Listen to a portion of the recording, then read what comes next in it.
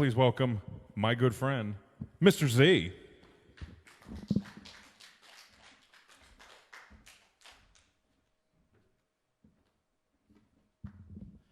Thank you for that smattering and pattering of applause.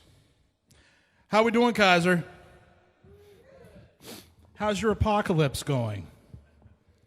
Mine's going great. Let me tell you, it's going excellent. Once again, sequestered with mom and dad. What else is new, right? Fourth time's the charm.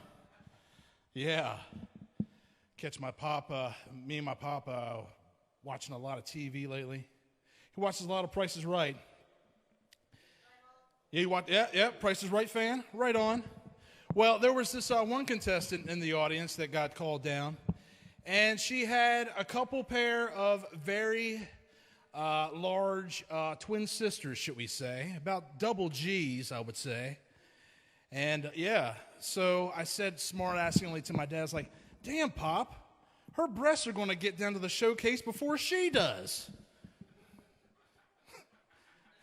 Like, yeah, you're right, Zachary. Thanks for the memories.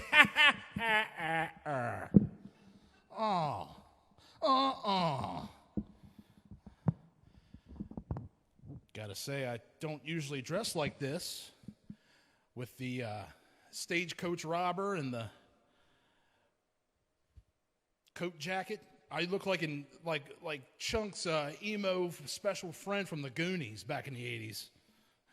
Yeah, you know the one. The one that tried to talk everybody out of going on an adventure for Jules. Guys, Mom's got meatloaf ready at 6 o'clock. You know Chunk sided with that. Golden Jules, meatloaf. Oh, yeah. He knows what he's doing the truffle shuffle for. Yeah, so things are changing. Life's changing. Society's changing. A lot of changes. Like I said, you got to wear a mask to go out like you're going to rob a damn stagecoach. You got to stay 6 feet away approximately. Went to the Dollar General the other day. There was more plexiglass than a goddamn strip show. Reminded me of what Pee Wee got arrested for back in the 90s. Speg, speg, speg! Speg, speg, speg! Great. Awesome. Great. But now that I got you warmed up just a little bit, just for a little taste, we got a hell of a lineup of comedians coming up here. And I'm about to introduce the first one. Not only is he a hell of a colleague, a hell of a comic, he also does the wrestling. And his stage name is also known as the Weight of the World. Here he is, folks, Corey Bush.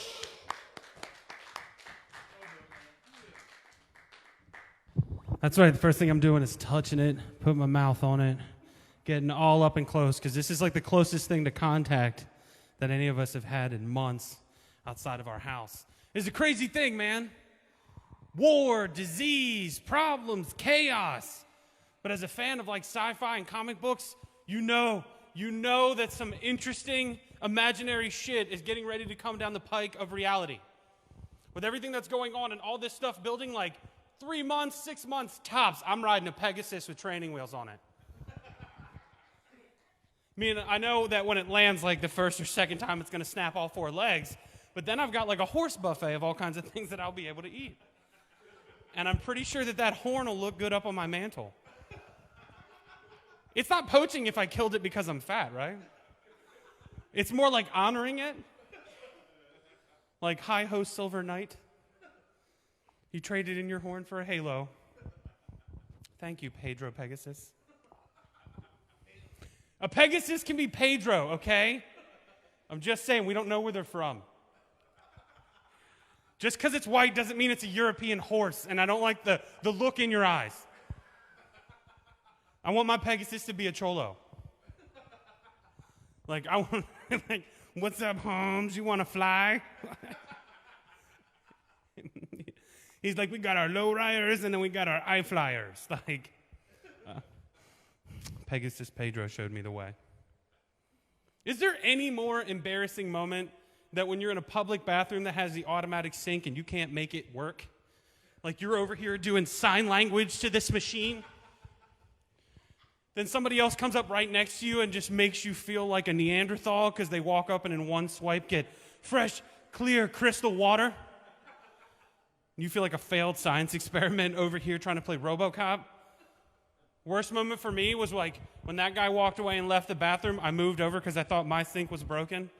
And a little kid who's like chin to the counter, who has to do like shoulders and tippy toes, just walks up and waves it. I almost got into a fight in that bathroom. He turns it on, and I'm like, you little bastard! And then his dad comes out of the stall, and I was like, this is a weird place for you to me to get into a fight while your kid's here. How awkward would that be? The cops show up, his pants are around his ankles, the kid's crying, I'm bleeding, the sink still won't turn on.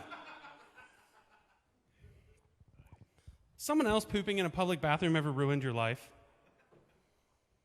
I'm serious. Like, I did work at a pilot truck stop, which is funny that he brought that up. Because this old Santa Claus-looking guy, I'm in the bathroom waiting in line because we all want the big stall. It's a truck stop full of 4 or 5 big, fat, sweaty guys who all want the handicap stall. I'm not ashamed. I want the extra space. Sometimes I like to take my pants off. And I feel like that's more of a natural state than people want to let on. Take your pants off before you poo. You'll feel better about your life. This is bathroom tip from Corey Bush. Got my butthole licked recently. I'm not doing any more of that joke than that. I just really wanted you to have that picture in your heads. That's all. It's weird, but it's true, so. The most savage restaurant of all time for me, and I've been researching this lately, is Red Lobster. Did you know a lobster screams when you put it in the pot? Like, now they have to stick a knife through its head and kill it, like, quick to be humane. But if you put a lobster in a boiling pot of water, you can hear it scream. I think that's really sad, guys. I mean, it's less sad with melted butter, but it's still pretty sad. And furthermore, like, when they actually do cook the real lobsters, where do they get them? They get them from that damn prison tank that you walk by at the front of the building. And if you can't hear the lobsters in that tank singing, swing low, sweet chariot, as you walk in and walk by, you don't know what the Holocaust was like, man. Those lobsters are going to their death every day. Phil in the back has barnacles on his claws because nobody wants them, but he just won't die. They don't want to take you out of the tank and so you start murkying up the water. He's just in there telling stories to the youngins like, back when I had full use of my claws, I won the Crab Arm Wrestling Championship 6 years running. Fuck the Little Mermaid. Under the sea. Since I'm on the topic of Disney movies, I don't know if anybody else does this, but it's something I started and I'm going to stick with. I begin the Lion King song every time I'm breathing out from a laugh or from a yawn.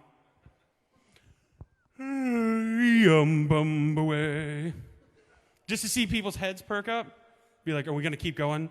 A weem away, a weem away. I'm like, yes, let's make some strange moments for people that don't know us. That's what I'm saying. Think about this, though. Back to the bathroom stalls. We'll say, this nice fella and me. Empty stall in the middle. Guy comes in. I yawn out. Away. And they're just like, ooh. And he's just standing there looking back and forth. He's like, these guys have their dicks in their hands, and they're singing Disney tunes to me. And I don't know if they're trying to weird me out or if they're trying to pick me up. It's like, what kind of strange life are we living? I had a boss that I worked with for several months before I realized he only had 3 fingers on one hand. He was also very ugly. But for the purpose of this story, 3 months before I realized I was working with a Ninja Turtle. He just picks up a package and it's just like 3-finger crawling it. Which was actually really productive because he was like working with mail, so it was like it was a built-in Rolodex. Like, or he was just literally like, it was like his hand was galloping every time he did anything. Like if fingers were a tricycle. But so for months, I want to ask him, because I think like something had to happen. Was he born like that? Like, it's not nice to point out deformities, but if you're around one long enough and you get comfortable with that person enough, I feel like there has to arrive the moment where it is socially acceptable to ask. And so I had to do it. I had to do it. One day I'd had enough, and I was pissed, and I came around the corner, and it was like the one thing that could distract me in that moment. And I turned around a corner, and I took a deep breath because there was no context at all, and I was just like, you got to tell me which turtle you are, man. Are you Leonardo? Are you Donatello? Do you fight crime at night? He's like, what are you talking about? And I'm like, your hand. I've been around you for months, and I didn't realize it until like a week ago, and I can't stop thinking about why that would have happened. Like, were you born that way? And he's like, no, shark attack. I'm like, what? Like, did you live through Jaws 1? Like, what are you talking about? You had 5 fingers, and now you have 3 because a shark took 2 of them? Like, what situation were you in where a shark took 2 of your fingers? He was like, well, I was fishing, and he came up, and like, I guess it was like a bull shark or a little bull shark in the water, but he came up behind me and started biting at the back of my shorts, and it felt like he was trying to shove his head like up my ass. So I reached around to smack it away, and it caught these 2 and just took them. And I was like, fuck, did you fall? Did he get your face too? He's like, what's wrong with my face? I was like, nothing, I quit, I leave. You ever see a picture of yourself as a kid and look back on it and realize how many horrible things that small child's going to go through? Like, you look, okay, think about it though. Every disappointing moment in your life is not in that child's eyes yet. Time you shit your pants in a Dollar General parking lot. The time you jerked off in the mall. The time your friends use like a deaf speaking service phone line to call you and then act out the scene of a porno movie that the operator has to tell you. All I'm saying is when you look at a picture of yourself as a child, that's the best you were ever going to be. I'm just saying that like sometimes the worst version of you is the most interesting thing you can get. Like, did you cherry bomb a toilet? Was there poo in it? Was it in a public place? What? What's that? Is a horny toad? Who's horny? Is there literally a frog in here right now? That's actually... We have a big dick frog in the building. Speaking of that, I put new tires on my car, and now I feel like it's got too much big dick energy. Like, when it had the old tires, like it was always apologizing because it couldn't afford dinner. Just like, oh man, sorry, I'll get you back next time. Everything will be all right. So I go out to shell out the money to put new tires on, and he's like, what is your poor ass doing inside of me? I can stop and go in this mofo. I got tires now. I feel like my car is like the next new boyfriend to your ex-girlfriend, and she said all the things that you would never want her to say, like, your dick is so much bigger than my last boyfriend's. That's my car. Like, when I get in my car and it stops when it's supposed to without screeching or making problems, like, I feel like I owe it something. You ever felt like in debt to a vehicle because you drive shitty stuff and like when it works right, you feel like it's owed? I have a responsibility to my oil changes, guys. I have places to go.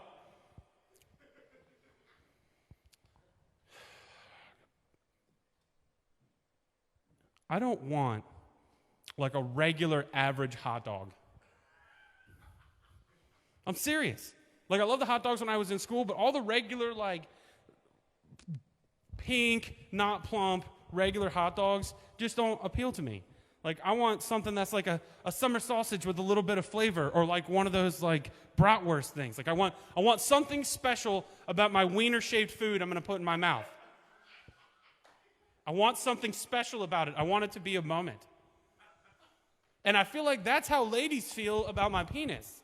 Which is why I always try to smoke a black and mild cigar so that I can blow the smoke on my junk.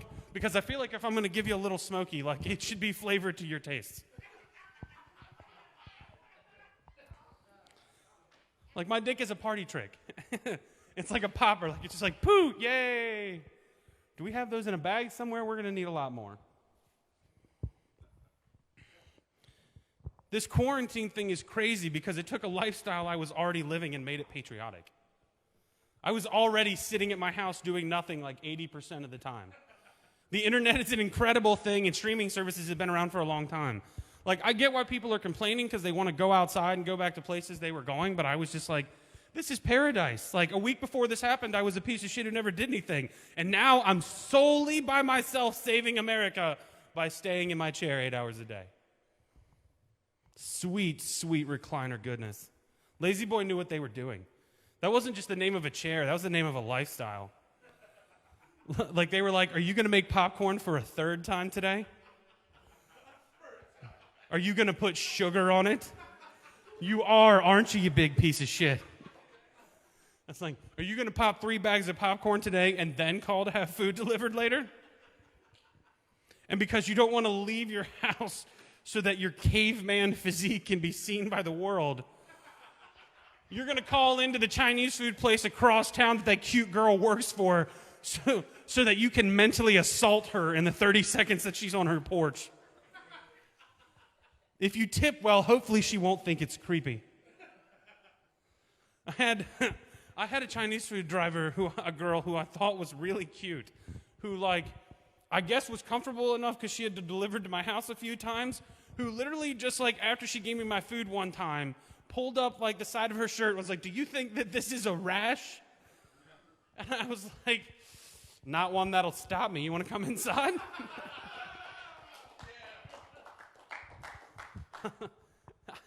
It's like, I don't speak what language you speak regularly, but I'm wondering if one of us can be in tongues by the time this is over. Because I don't call it fucking. I call it heels to Jesus because I want to feel like I'm saving lives every time. Thank you. Because I believe I can fly. But I believe that my dick will be satisfied with saving one life. Thank you, guys. I'm Corey. This has been a lot of fun. I appreciate you. Mr. Zachary will be back with you. But I hope you've had a good time so far. We got a lot of good guys coming. The Stagecoat Bandit is making his return right now. I was like, are you waiting for me to leave? No. I don't put it back on the stand. I like to put it in your hands. Just like my hot dog. Hold my hot dog. See? Look. And it's not regular either. Thank you. Corey Bush, everybody. Watch that step, Corey. Oh, wow. Yeah, I'm going with the stagecoach look now. Check it out. Is he a member of Anti-Fuck or is it Masterpiece Gallery here? No? I fucked that up. Wow. Did I ever? Oh, so Mr. Z likes to spread his industries like he does his herpes. So with stand-up comedy being shut down recently and the loss of Kenny Rogers, can we pour some liquor out for Kenny, please? Yes? You know the 40s were his favorite. But since the loss of stand-up comedy and Kenny Rogers, Mr. Z Industries presents to you Mr. Z's Drive-Thru Roasters. That's right. Just come on through and get a fresh daily burn. Here's how it would go down. Can I get a number 4 pertaining to my job being outsourced at Amazon to a Roomba? Sure, sir. Would you like a salty side with that? No. They gave me too much heartburn. Thank you. Please drive through. Yeah. Those are the kind of industries we're trying to branch out. It's a tough economy. It really is. Oh. How we doing? Are we ready for Hux? Are we ready for the next guy? This guy is fucking hilarious. I have known him only a short time, but he is definitely an inspiration to this comedic scene. Everybody, get your hands together for Mr. Danny Hux. God damn it. Here you are, sir.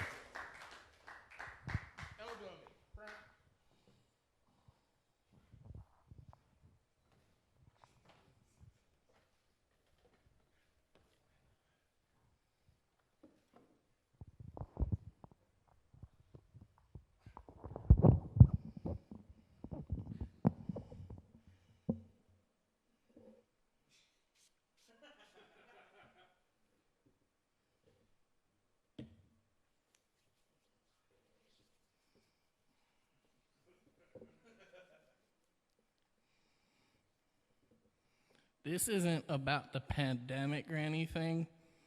He was really just up here a few minutes ago talking about how he likes to spread herpes.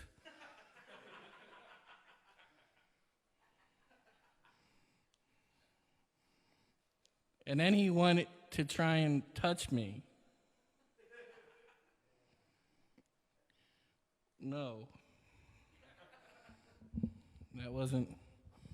That's not right. Also, did you say you anti-fuck? That you're a member of anti-fuck? Are we allowed to say that word right now? This is being televised. Are we allowed to say fuck? You said anti-fuck. You're a member of anti-fuck. No, that's fine. No, you don't like to have any fun whatsoever. He's a member of anti-fuck. They only like making love. I don't know. Ask him. When he gets back up here, when he goes up, just be like, hey, what did you mean by that? Little known fact that when he gets back up here, it is Q&A's time. So, whatever you need to ask him, just go ahead. Before we start, I just want to comment, yes, I planned this look. This is how I wanted everyone to see me for the first time in 3 months. Like this. I look like someone wrote a self-deprecating joke and it became a real person.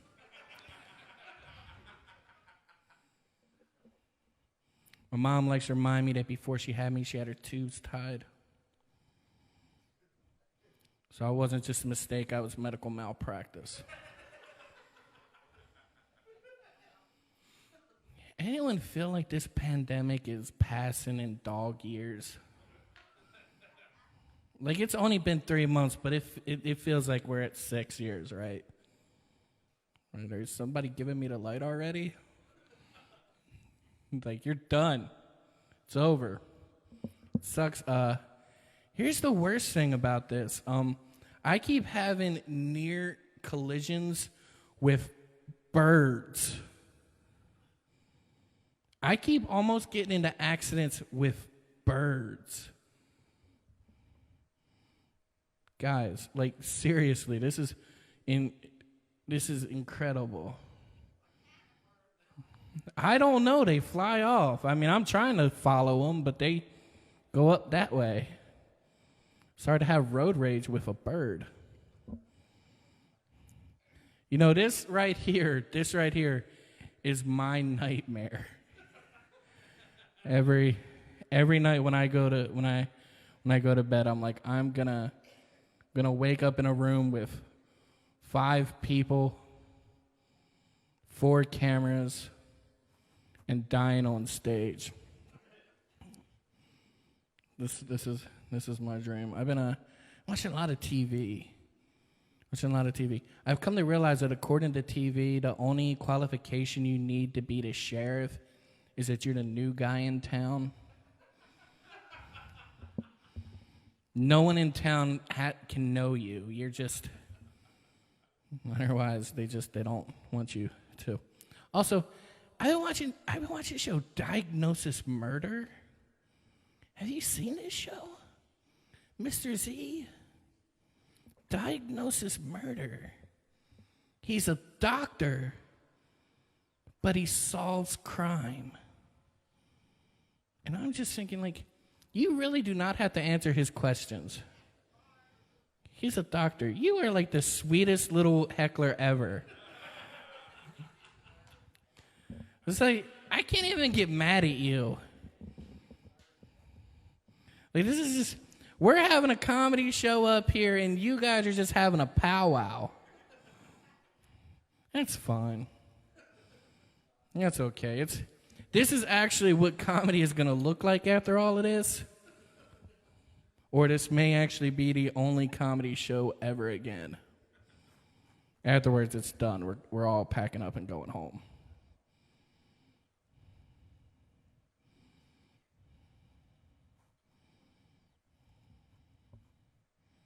Anti-fuck.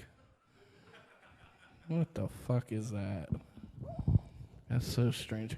Why do guys, whenever they do something for the first time, say they broke that virginity? It's like, I'm not immune to it. I was like, posting on Facebook, like, I just broke my unclogging the sink virginity. That's what that joke deserves. Just someone about to cough to death. I feel like I'm gonna.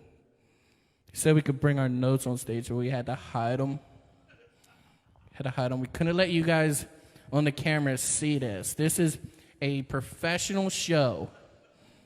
We worked really long and hard, and I had to do this. Like, I was like, I'm just gonna use a paper plate. This is where I'm gonna put my notes on a paper plate because I don't come prepared. So if I'm moving, I was gonna read like someone else's jokes there for a second because they look like they're better prepared than I am. I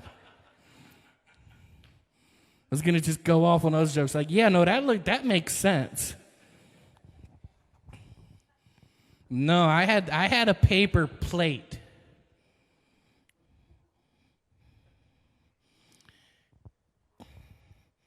Bobby Flay has lost way too many times for it to have a show that says beat Bobby Flay.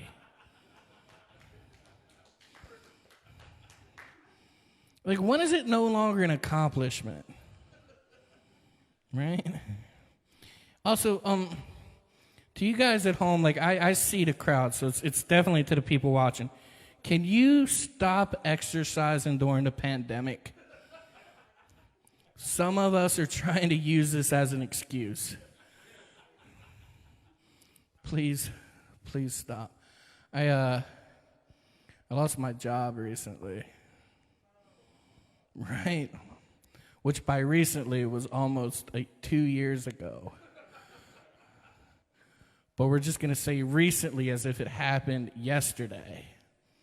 Because that makes me feel better about myself and still telling this joke to you guys. I lost my job, but my manager came up to me. He's like, you know what, you're doing a good job with those dishes, but you're bumming everyone out with the crying. Like, I didn't see that in the rule book, employee handbook. He opens it up. It's right there, right next to don't be a member of anti-fuck.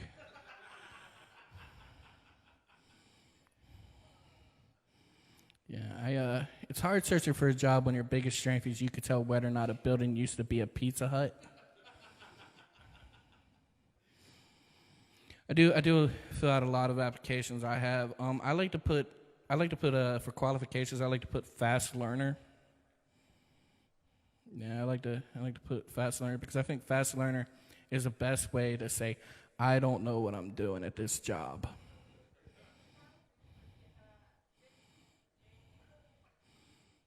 No, I don't work in Richmond, Virginia. No, I don't work in. So the heckling is, this is the weirdest heckle I've ever had. Hey, do you work for the city of Richmond, Virginia? Or do you work for the city of Manassas? Because, like, I am not going to move there if you do. I just want to make sure you don't work at either of these two cities in the state of Virginia so I can live there comfortably. It's okay. No, I don't. I don't even live in Virginia. I don't even step foot in Virginia. Who does that? That's weird. You know, Virginia is such a weird sounding name for a state. And you guys tried to co-op it with West Virginia. Come on. See, that's how you really destroy a heckler.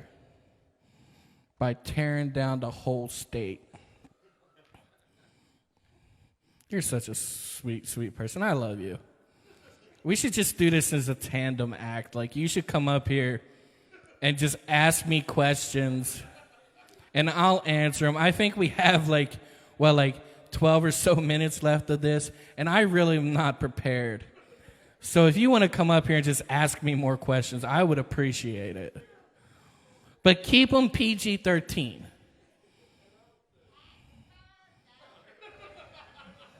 No, okay, keep singing. Come on, everybody. It's not my birthday, but I'm going to take it. That's at least 2 minutes worth of wasting everyone's time. We can do that. Come on, guys. Happy birthday to me. It's me, not you. It's me. Happy birthday to me. Happy birthday to me. Happy birthday. No, to me. You said to me it's not your birthday. You can't give me the birthday and take it back. This is unfair. You were nice a minute ago, but now you're like, no, I don't work in these cities, and no, you can't have a birthday. What else do you have for me? No, like seriously, what else? I think I got 10 more minutes. Got anything else? Come on, you are the best part of this act right now. I'm going to be perfectly honest with you. You are killing it. It's going to be a YouTube headline. Heckler makes comedian and feels so much better about himself. I love you. Can I say that? I say I love you. I don't love you. I love her. Thank you. Loving you means herpes. We didn't forget that you said that. I miss, you know what? I'm not going to do that joke. It's so stupid. It's so stupid. I solved the game of Clue in 4 turns. So then I called 911 and told them I was ready for the big show. That's just a wild heckled air. See, this isn't even a show anymore. It's just like a back and forth. This isn't a comedy show. Like, y'all should just start yelling out random stuff. This guy's telling us about sword fighting in the nude earlier. That's more entertaining than anything you're going to hear tonight from me or anyone else. This guy's like, people strip down to nothing but their booties and go out there and swing swords at each other. I'm like, do you got 20 minutes on that? Oh, man. I'm telling you guys, it's fun. I've only had like a leg amputated, but it's nice. Still got my wiener. Still got my wiener.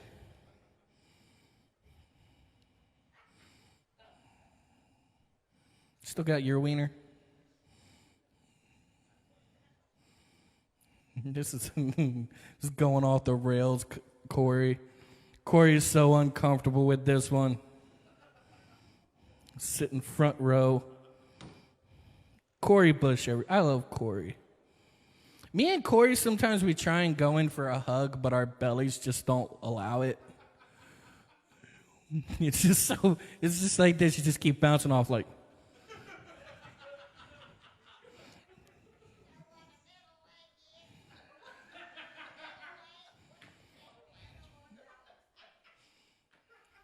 So if you're watching this, what she asked me, she asked me, do I know what a middle leg is? This sweet little old lady just asked me if I know what a middle leg is. And I wanted to just scream at her, it's your dick.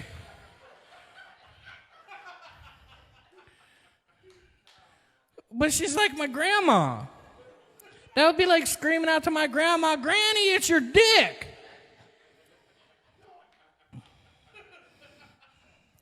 I don't want to do that. That's kind of rude. So I'm just going to scream out to you guys there. How much more time do I have up here? And he's like, you can go as much as you please, 6 minutes.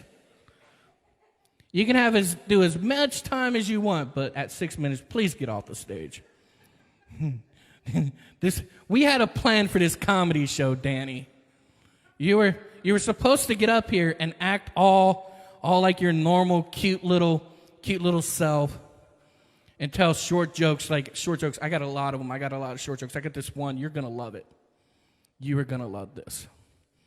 You're gonna love this joke. Here's one of my short jokes. It's like, the biggest difference between a hoarder and an antique collector is confidence.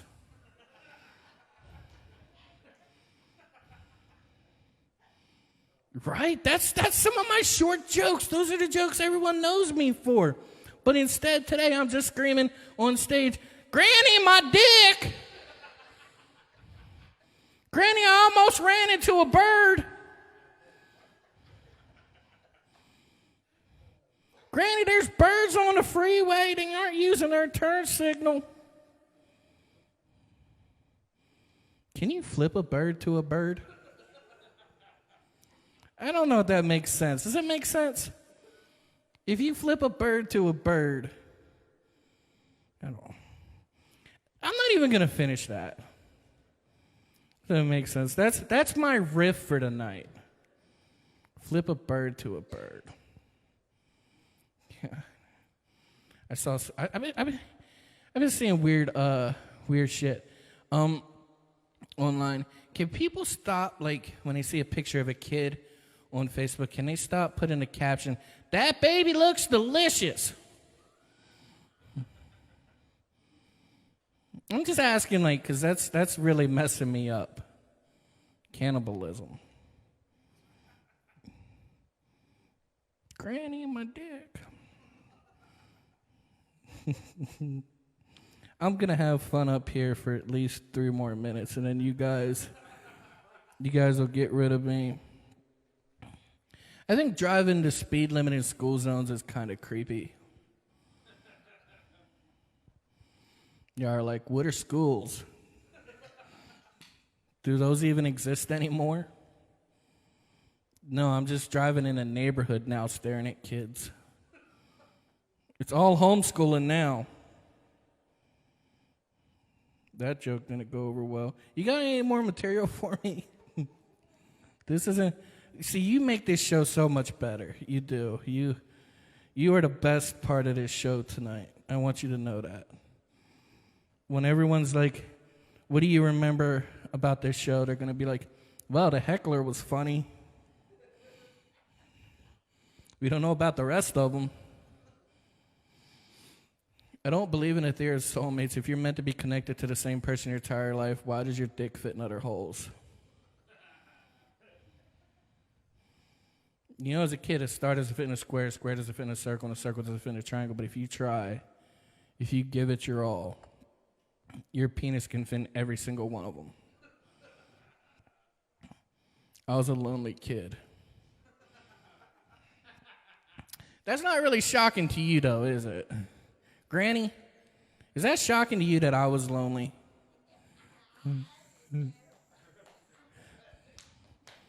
That's great. That's a great response. She didn't even say the word. She just clapped because she knew. She's like, yep. This is so off the rails. Guys, this is comedy 2020. These are what comedy shows are in the year 20. You guys can't wait for the 2021 comedy shows, can you? Oh, those are going to be amazing. It's going to be screaming just, Granny, my dick! Anti-fuck. God, I haven't, I honestly, like, I didn't know about doing this tonight because I haven't really felt funny. I haven't, like, sometimes I am, I swear. I promise you, Granny, sometimes I'm hilarious. But I haven't felt funny. I really. Wait, are you gonna, who's getting punched?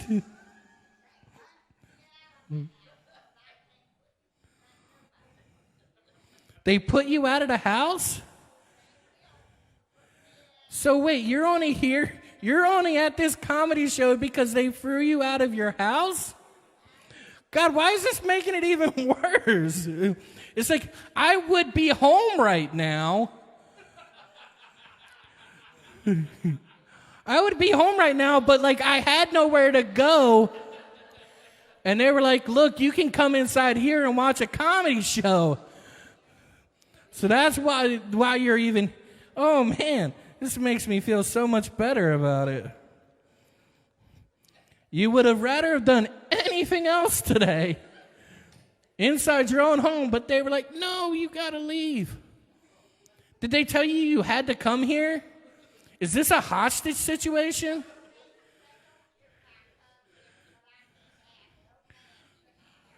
What?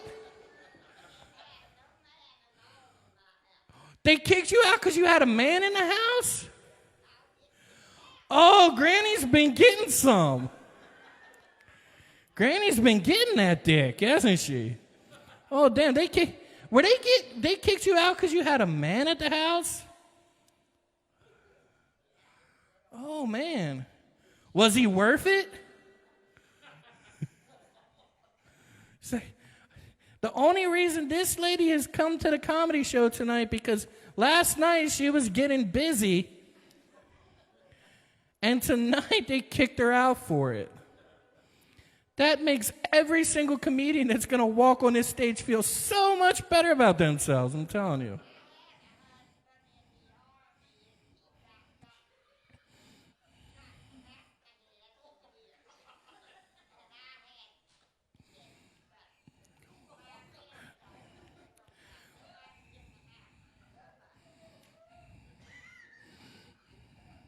I do not have a single word to say for that. That felt like a trap right there. It's like I had a husband. He was in the army and all that, and then it's just like, oh, that's great. That's great. But he didn't. Oh, I don't. God, I don't. Corey, stop laughing, you asshole. Jesus. It's like my husband's dead and Corey's dying over here. Corey, no, my condolences. I'm sorry about your husband, and I'm thankful that you are here tonight. I really am, because without you, this 20 minutes, which is probably already gone over, would have been so much worse than what it was. You know, so you really, like, you're amazing. I love you. I really do. And I appreciate you making people laugh and me getting the credit for it, because I'm going to take the credit for it. I'm going to tell people that I made the whole room bust out laughing and not even mention you, because I'm an attention seeker. I'm sorry, that's why I do this. But you really... You are the hero of this narrative. I feel like I should end and give this stage back to Mr. Z so he could talk more about like. So I would hug you. I really would if there wasn't like this thing going around that could kill somebody. And I don't want the YouTube video to be comedian kills heckler with coronavirus. But I would just know that I really would hug you right now. I would, if that was still a thing. But hugs aren't. So I'm just going to end with this. I'm going to end, God. Whew. I don't know. Someone yell out a funny joke that I do. Fat camp. I don't. Oh. I had asthma. I couldn't go to fat camp. There was too many activities. All right, I'll end with that. I grew up poor, but my parents still wanted to get rid of me. So they started applying to scholarships for camp. I ended up getting a scholarship to go to asthma camp. Turns out I was pretty good at asthma. Top 5 in state. You know, asthma camp isn't that funny of a joke when we're dealing with a massive respiratory illness outbreak right now. It just doesn't feel that good. So I'm going to end with this. I I'm going to end with a joke that isn't very funny, but not much of what I said tonight was. So I'm going to end with this. Sometimes I think about, like, just ending it, but I think my theory of why I don't is because I think hell is just restarting right where you left off. You know? Yeah. So now that everyone is really depressed, now that this show is really sad, as it should be, I'm going to bring up Mr. Anti-Fuck himself. Mr. I love to spread herpes all over the stage. Mr. Z.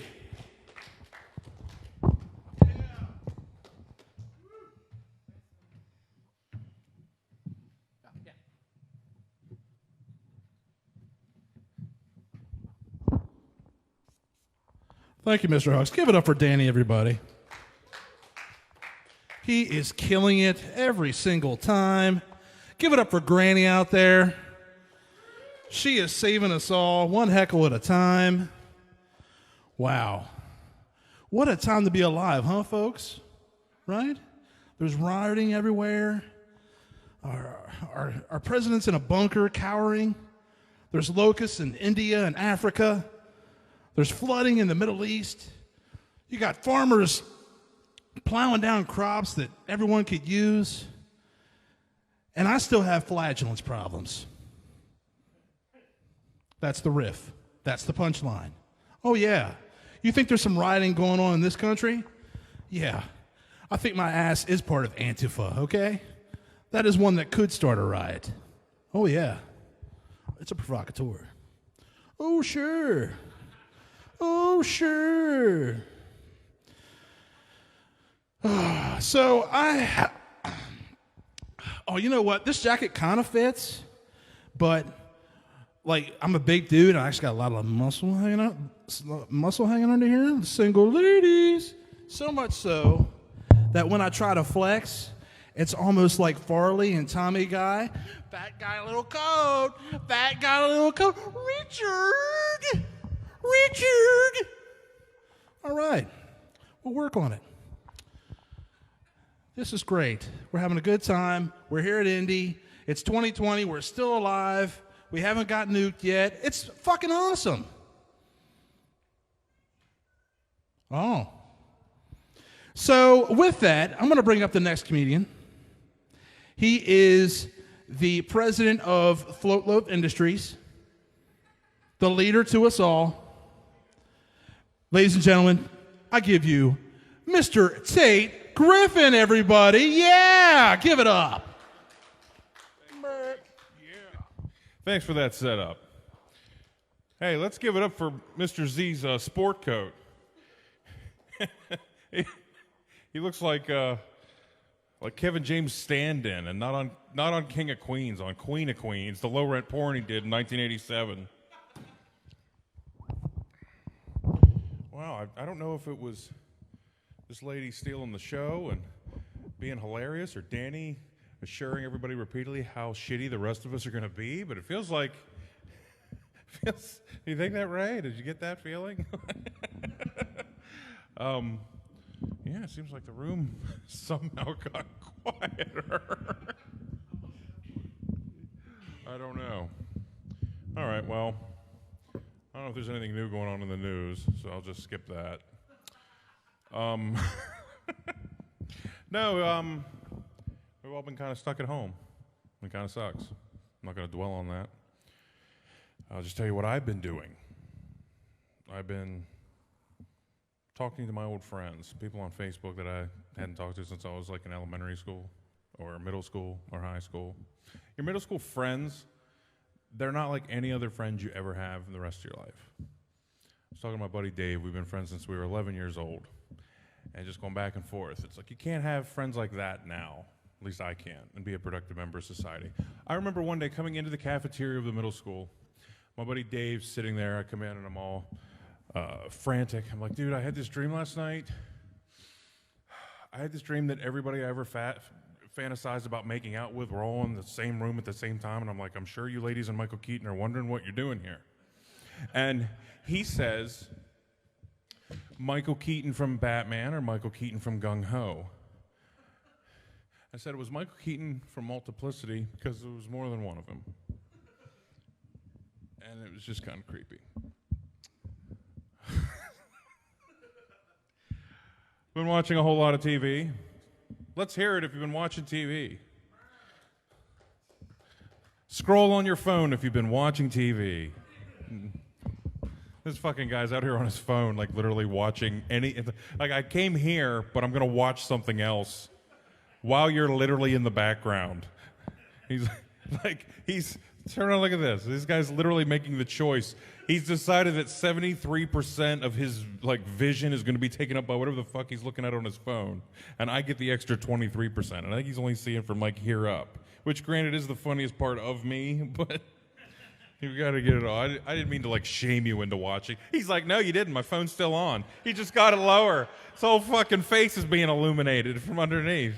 This is great. Why is it that Danny gets this heart-warming tribute with this sweet old lady here? I get this fucking dude that walked in hey man, I got my phone. It's more of a tablet, but I'm gonna light up the whole fifth fucking row while I sit here and watch old MXC episodes on SpikeTV.com while you're up here trying to tell a joke.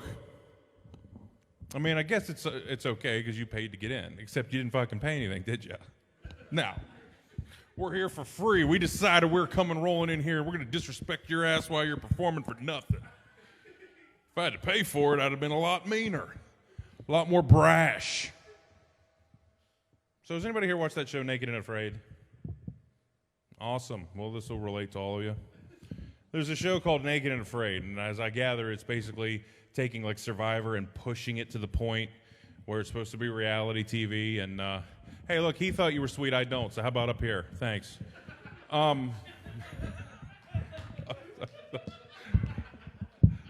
know it was cute and sweet, it was a Disney moment, but eyes up here, okay? Right fucking here. All right? My guess is she has Werther's Originals in her purse. And my guess is also that he steals most of them when she's not around. She just slapped him you know that's true. You do eat all the Werther's Originals. Only she said it less manly. Anyway, that show, Naked and Afraid, they're supposed to drop you off somewhere remote, and you're both naked and presumably afraid. It's like two people. They just drop them off. They're not allowed to have anything. And I thought, it's super dirty wherever you're at because you're naked. You're in the mud. You're in the jungle, any creepy crawlies and all that shit. And I was like, my first question would be, is a butt plug an accessory or does it count as clothing? Because if it's an accessory, I would request to bring one. I feel like it'd be... feel like it's safe. It worked with the test audience, which was way better than you guys. Hey, who here likes Fruity Pebbles? All right. You ever notice that if you don't wash those out right away, they stick to the inside of the bowl and they never, ever come off? You know it? I use them to bedazzle my blue jean jacket.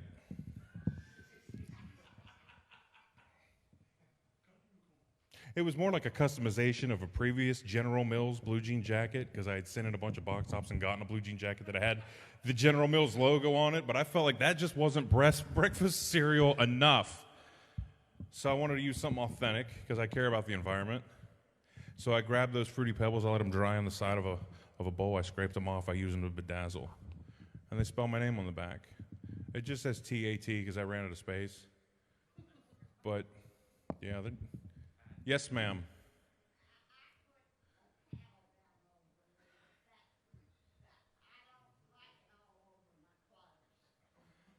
You put a towel down the front of you? Oh, for Fruity Pebbles. Hey, you know what? That's pretty fucking resourceful. I might have to do that next time. I feel like already you care more about how you present yourself to the world than I do. But yeah, I thought this was kind of funny. When I was a kid, I remember seeing that bit. You know, when you'd watch like an old movie or something, they do that thing where they're talking about the food, like, oh, the food, just magnificent. They do that little kiss thing. I remember seeing that and just assuming that's the way it always had to go. So I was about 7 or 8, and we went to what I consider to be a nice restaurant when you're 7 or 8. And I'm there with my parents, and the girl came over and ordered, and I placed my order, and she went to walk away. And again, like 8, I ended up throwing my fingers out and fish hooking her on the belt loop, and it stopped her. She's like, yeah. I said, did I not order something good? She was like, what do you mean? I went, when I ordered it, you didn't say it back to me and go. And so she thought it was kind of sweet. Like, it really happened. She went, mac and cheese.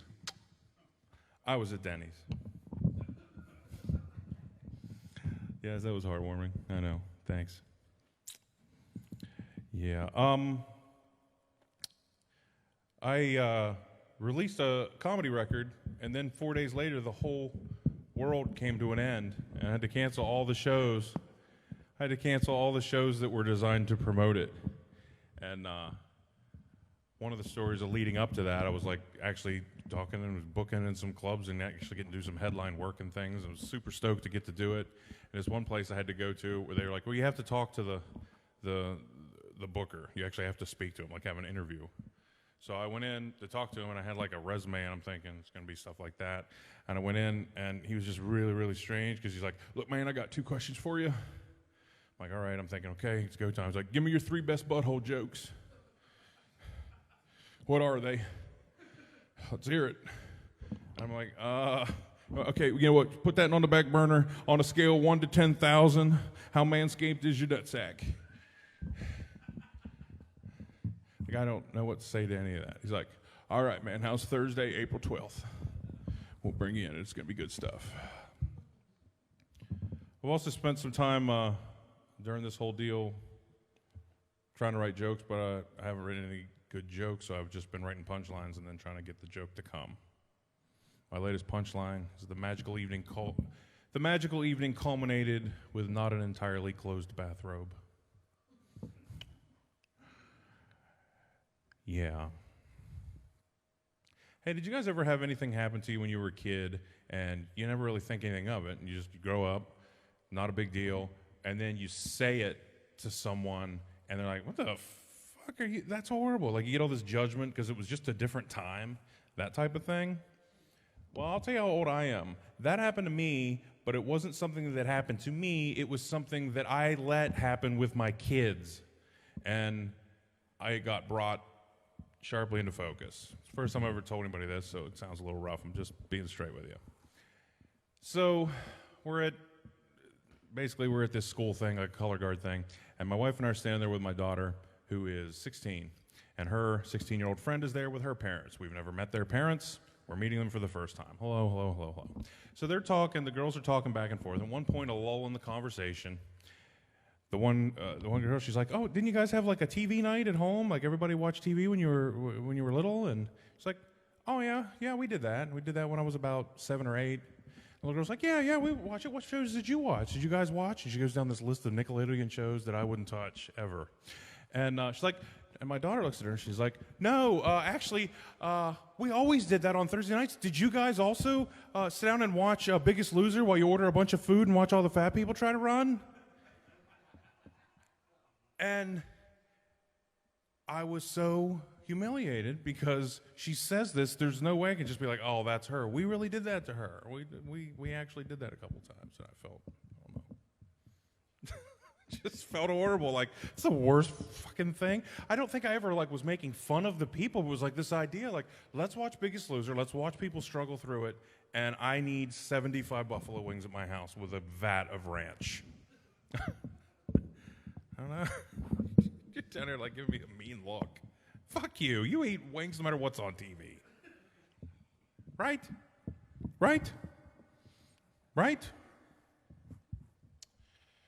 All right. Danny, I really want to thank you for setting the tone here. Yeah, it was, I think you love the idea of me, Danny. I know. Oh my goodness. We still rolling? Dozens of people around the world still eagerly watching everything that we're saying. I'm just going to marinate in this for a second if you guys don't mind. Thank you. Corey, did you have some other jokes that you wanted to tell and didn't have time to tell?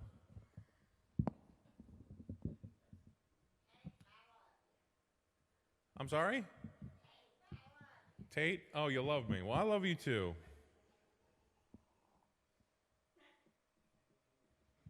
Are you guys all together? Do you guys all live in an apartment under the theater? Huh? I got this like Star Trek Borg sense from you guys. Like if one person says something, the rest of them already know what's up. No? Is that not happening? You guys don't all live together? Do you know each other? Are you related? I'm going to guess. They're married. Oh, that's right. That was covered. I apologize. That was covered previously. That was covered with a previous comics crowd work. Okay. I was thinking, how many more comedians are there? There's like 17 plates up here.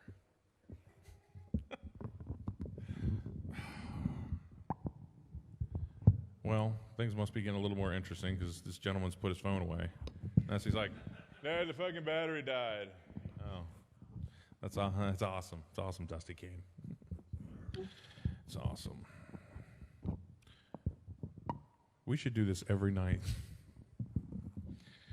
All right.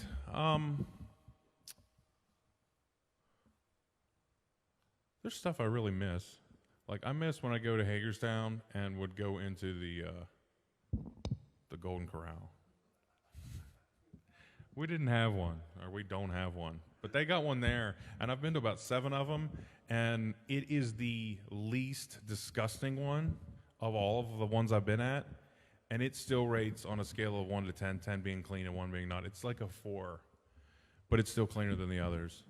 And there's just something about that fountain. You kind of walk around. Everything's kind of almost like put all the way around you. Do you guys like Golden Corral? Have you guys ever known anybody that had a driver's license to take you to Hagerstown to go to the Golden Corral? Huh? What's your favorite thing at the Golden Corral? The hot ass. What? Did you hear that, Steve? Steve, you literally look like, this show's so shitty, I'm going to Hawaii right now. Like, have that bag of pineapples, because when you're going to Hawaii, you always need pineapples.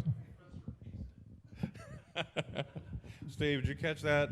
I said, this show's so bad, you have that look like, I'm already heading to Tahiti. I'm on my way out the door. I'm going to walk. Yeah, I don't even need a ride to Dulles. I'm going to wear these Crocs, and I'm going to get there. All right, well, I don't want to bring things down further than Danny because I feel like that would be a ritualistic suicide in the room, but I was talking to my wife about when I die because I'm definitely going to die before her. I'm definitely going to die before her. And I told her that whenever I have my funeral, I don't want one of those things where everybody's like, oh, it's a big, let's all remember the good times and blah, blah, blah. It's best to be a celebration. I want people to feel socially awkward. I want everybody to feel terrible and weird. I want to have celebrity mourners at my funeral. I want my wife there being consoled with tears in her eyes, holding hands with a Hamburglar.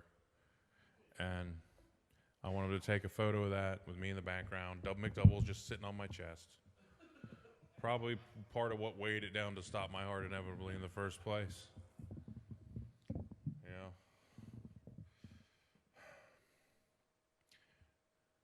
Granny, I realize...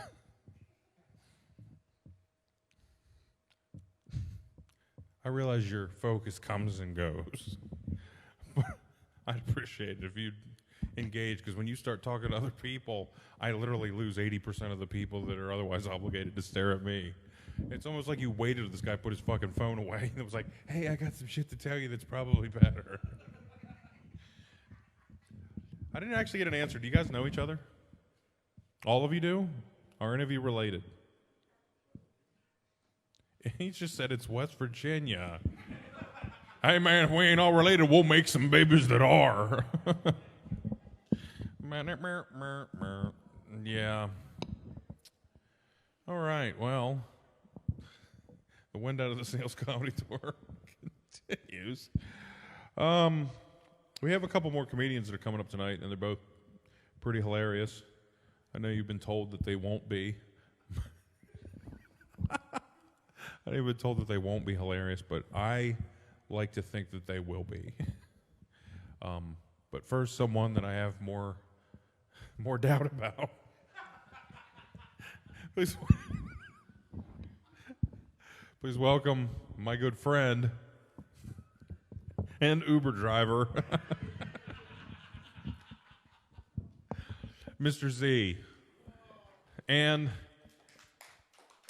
you know the Men's Warehouse? He did not get that sports coat from the Men's Warehouse. He got it from the Men's Yarn Barn. You're going to like the way you look. I figure you might. Come on up, Mr. Z. I'm going to stop talking.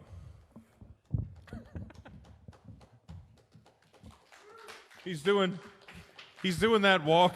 He's doing that walk like on Survivor at the Tribal Council when somebody gets voted off and they try to hold it together long enough to turn around and say, "Good luck, everybody. I'll see you guys next time." True sincerity. Thanks, buddy.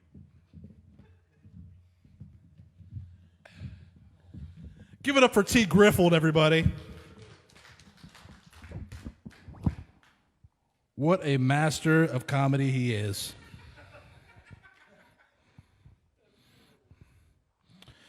Hey, did you guys know the other day, the very same day when the world started to fall apart, we put another rocket into space? Did you hear about that? SpaceX? Yeah? I can just imagine the communications as they were going back up. Peace, losers. We ain't coming back. You know? Yikes. The founder of SpaceX, Elon Musk, that guy, you know that guy? Yeah, I don't think he's human. No. Did you see what he named his recent child, his sixth baby? He named his child a goddamn algebra equation. Yeah.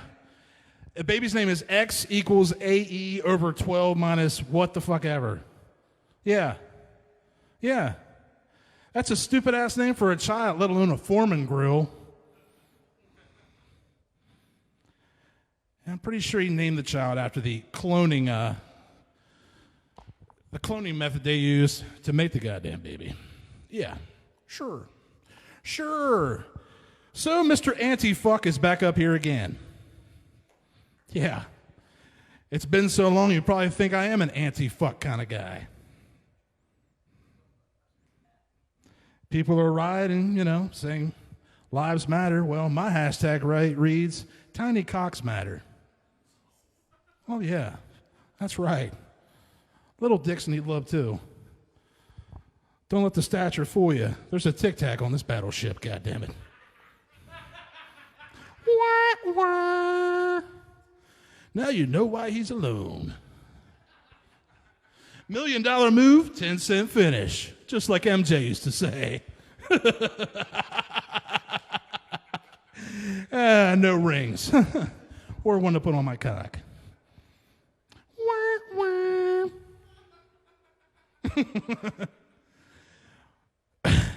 Yeah, Mr. Z is not endowed. In fact, the only endowment he has is for the arts. This has been a paid advertisement by Mr. Z. All right, enough with the self-seppukuing here. Let me get you to the next talent. This guy is funny as hell, and he definitely has the coolest haircut here. Everybody, put your hands together for Anthony Withers. Come on out here, bro. Yeah. Elbow it. What's going on, guys? How you doing? All right. Love the enthusiasm. Everybody ready to get weird? Got to tell you something. With this stay-at-home order, it makes it very inconvenient for me to masturbate, and I don't like that at all. Because I live with somebody. I'm married, and you really learn how to use locks when you masturbate. You know what I mean? And there's no more terrifying sound than the door jiggling when your pants are around your ankles. You know what I mean? Like, and I just want to watch toothless grannies in peace, but I can't do that. You know what I mean? I can't do that. So, yeah. A joke was for you, lovely. You know what's crazy? I get random calls from family. It's so funny. My grandma called me at like 12 at night and said that her cat chewed up her vibrator, right? And here's the thing: she doesn't have any pets at all. So it's like I'm like, Granny is really preparing for a good time. You know what I mean? Like, so everybody here has cable, right? We all got cable, Comcast or something like that.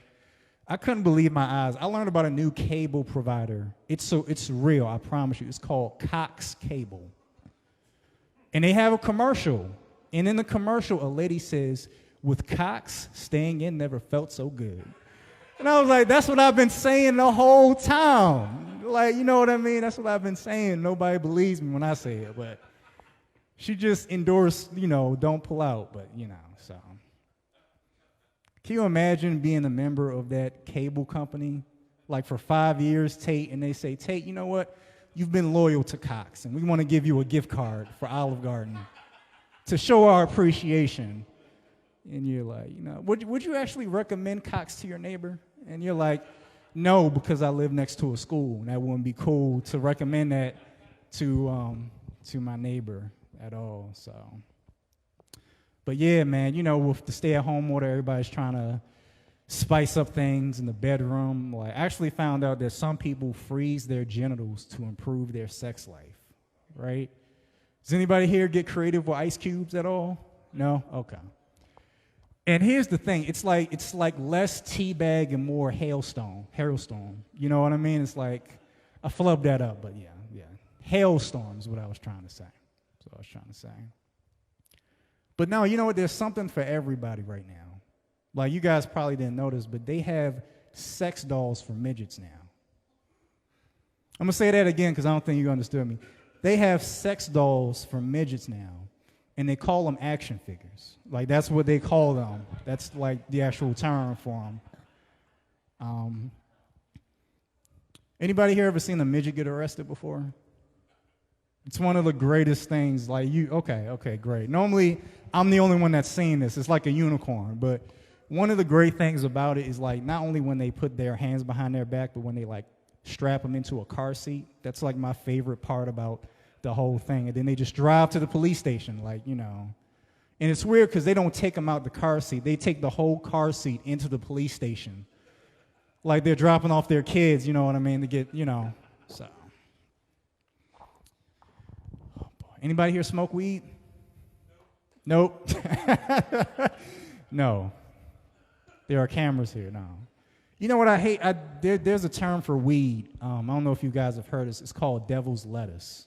The devil's lettuce. Anybody heard that term before? Know what I'm talking about? I hate that term because, like, if I'm driving and I have a bunch of it in my car and, like, a cop pulls me over, I'm going to have to toss the devil's salad. You know what I mean? And that's a really spicy butthole. Like, I don't want to do that at all. So, yeah. Tell you a little bit about me. One of my favorite, sorry.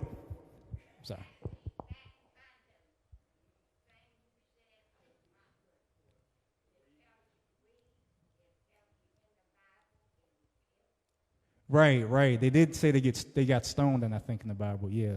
They did get.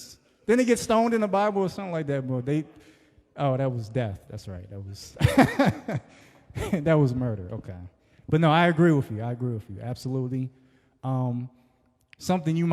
Here's something. There was this toy I always wanted. Has anybody heard about the Tickle Me Elmo before? Like, way back. It was like one of the most popular toys back in the day. And I always wanted one, but my parents couldn't afford one. They had to give me a cheaper version, so they got me a Stroke Me monster, right? And the crazy thing is, like every time I tickled it, it just said lower. That's all it said. And then, so now I just have a hate for Sesame Street because I'm like, screw Elmo and his pals. So, yeah. Tell you something crazy. I don't know if we have any gun owners in here, but when I was in high school, I had a friend that had a whole collection of guns, like shotguns, rifles, you name it. And he wanted to invite me over to see his gun collection. And I denied him a couple times, but then eventually I was like, all right, cool. Showed me his gun collection. It was fantastic.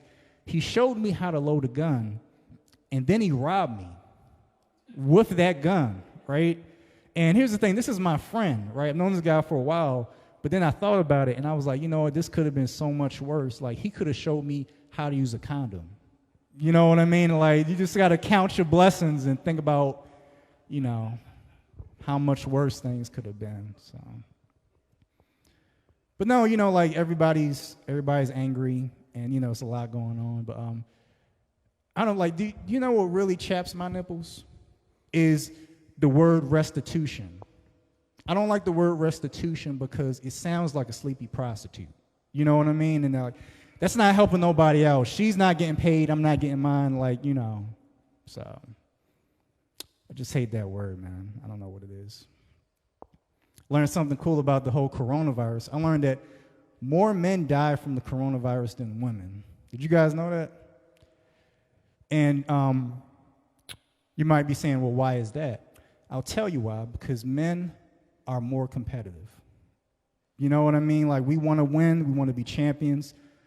It is what it is. But something else weird about coronavirus, they said that they found a coronavirus in semen. Right? Now, my only question about that is, like, who discovered it? You know what I mean? Like, who has these amazing taste buds that just said, wait, that's not salt. This is something else I'm tasting in the coronavirus.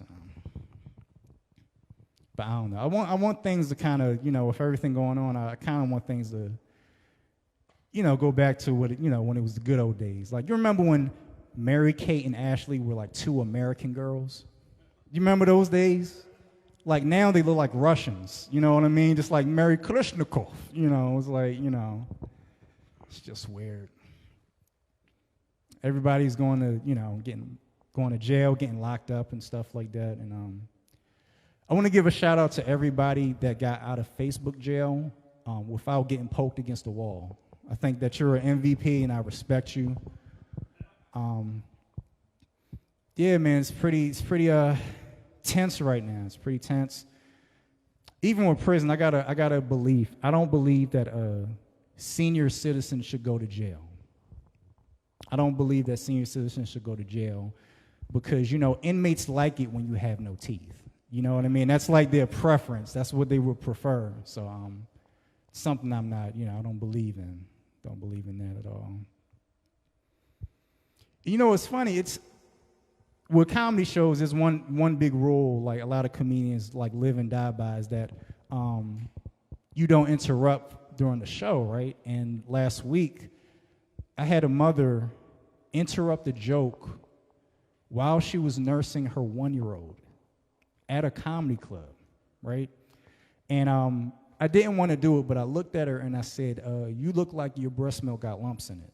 You know what I mean? And she didn't really appreciate that at all, you know what I mean? She didn't appreciate that. And then I followed it up and I said, you know, like, every time you run, your knee and your titties clap. You know, she really didn't like that one. I was just adding to the fire on that. So, yeah, didn't like that at all. I like talking about animals, too. Like, I think bear maulings are hilarious. And I want to try to tell you why they're hilarious real quick. There was a guy in Canada that got mauled by a bear. And when they discovered his body, right, they knew it was a black bear because his sneakers were missing. You know what I mean? And they was like, oh, okay, this is the clue. This is the clue we need to, you know. This was the clue. Thank you, mysterious person in the back.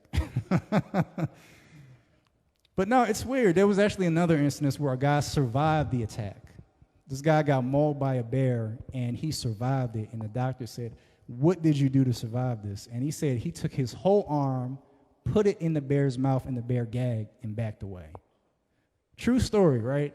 And I thought to myself, I was like, wow, you know, if that bear was a whore, you wouldn't even be here right now. You know what I mean? I'm like, you are blessed, sir. That is amazing. I felt more sorry for like the bear than the actual guy that got mauled, because the little cubs saw what happened, and I think that's an awkward walk home with your daddy. You know what I mean? Like, I can't tell my kids to go to bed and I just got deep-throated. You know what I mean? That's a little uncomfortable. And even with that explanation, they was like, wait, how did you know that was going to work in that situation? And he said, oh, well, you know, my granddad told me that bears have bad gag reflexes.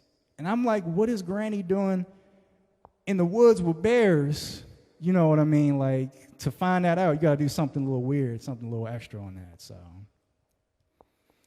but no, man, I got crazy friends, man. I have a friend that actually works in like immigration, and he confessed to me that one time he got an immigrant pregnant right next to the border, right? And he's like, what do you call that? And I said, I call that a walnut. Which is very, like, you know, it's a thinker, but. And we kept talking, and then he asked me another question. He asked me, what is my favorite car? I don't have a favorite car, like some people do, but I'm a big Dodge enthusiast. You know what I mean? Like, when cops try to shoot at me, I want to dodge and get out the way so that the bullet doesn't hit me, so.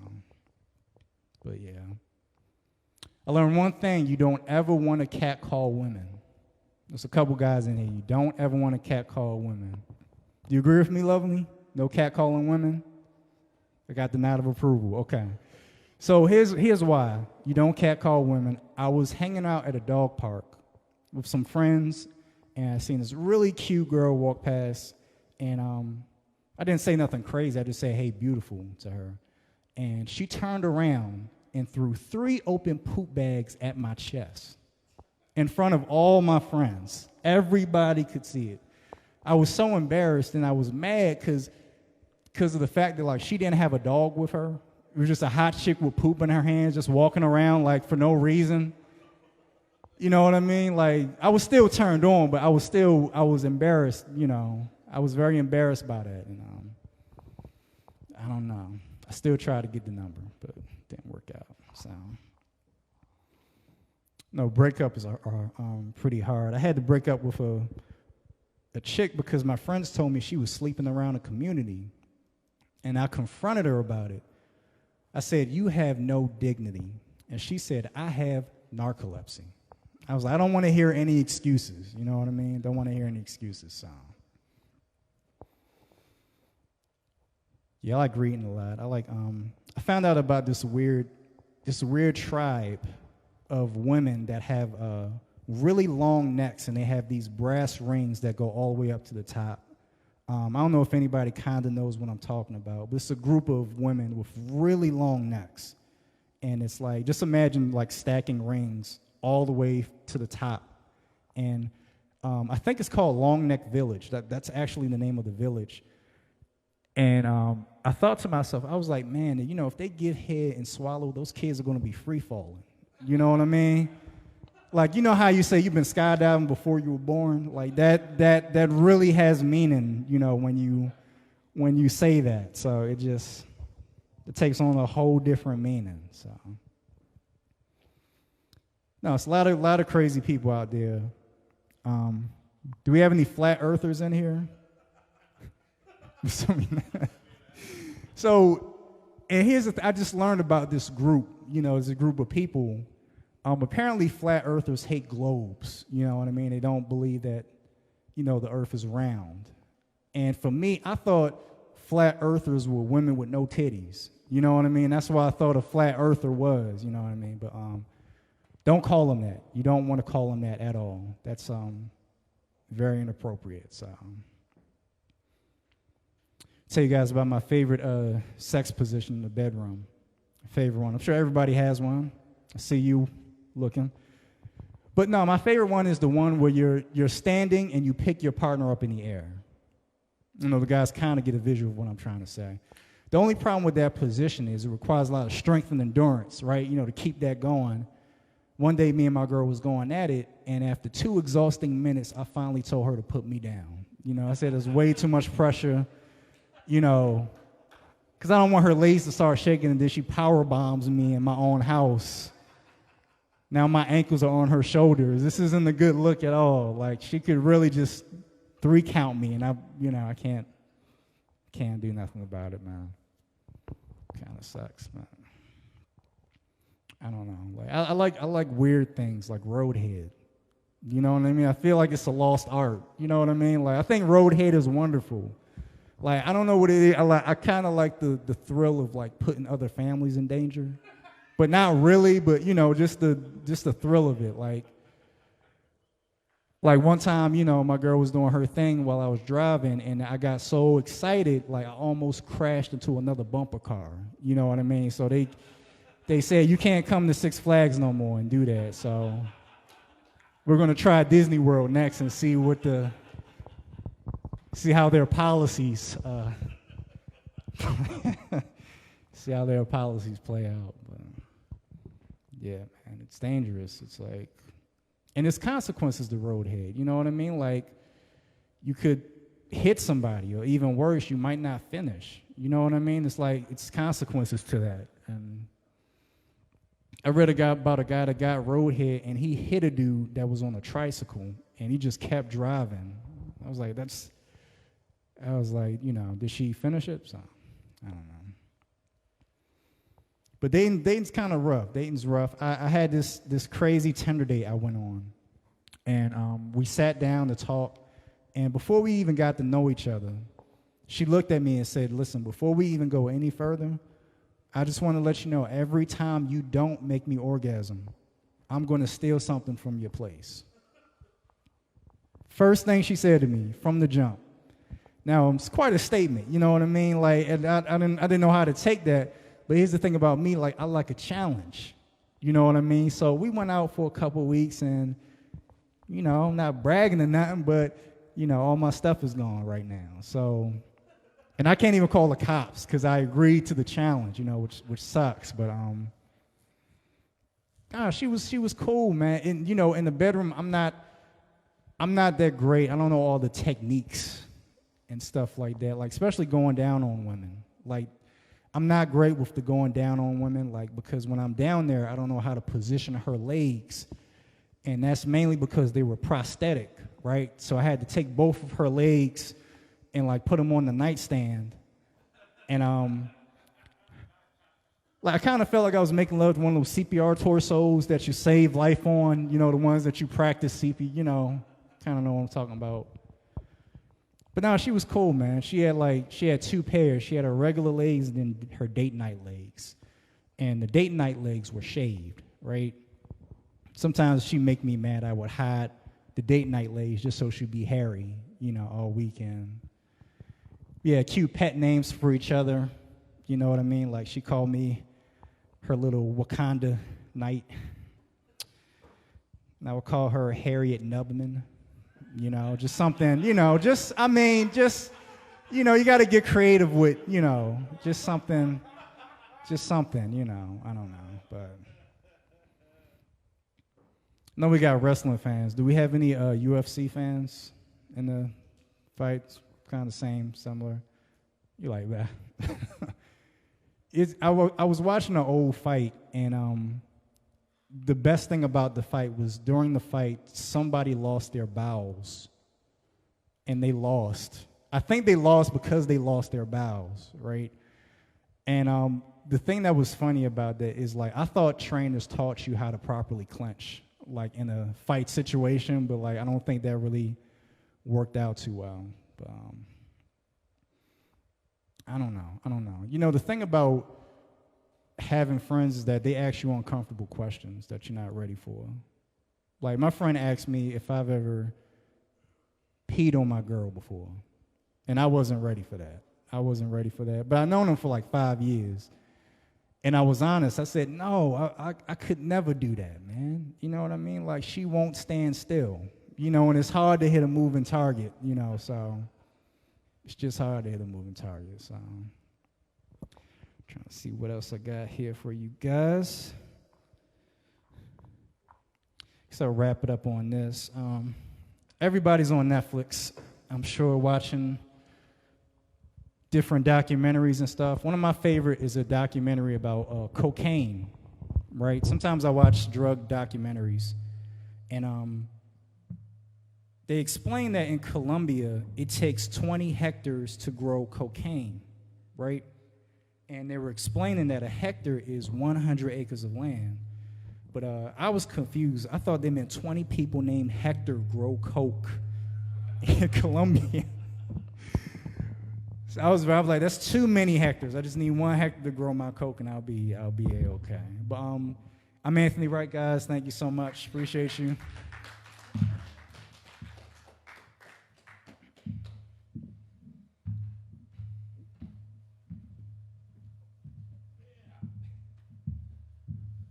Give it up for Anthony, everybody. Yeah.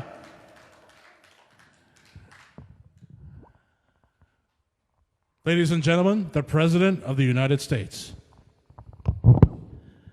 Hey, how's it going, everybody? It's me, I'm the President, okay? I'm great. I'm huge, okay? We're making America better one ride at a time, okay? Okay. Hey, it'll be cool. Hey, pretty soon I'll have the military. We won't have any police anymore. It'll be much better. It'll be much huger, okay? Okay, great.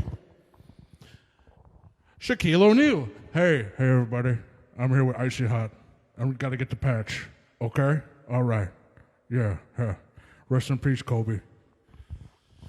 Oh, a little Rodney Dangerfield. Hey, everyone's getting laid. Hey, no respect, I tell you. Oh.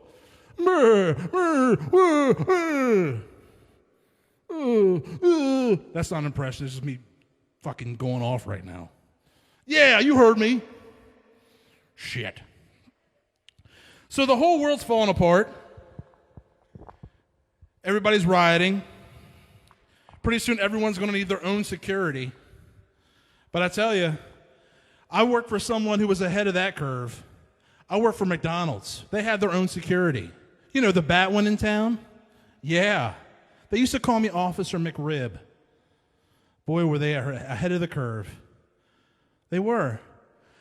I was just protecting all the drinks and the sauce policy because everybody wants that free sauce. Yeah, sure.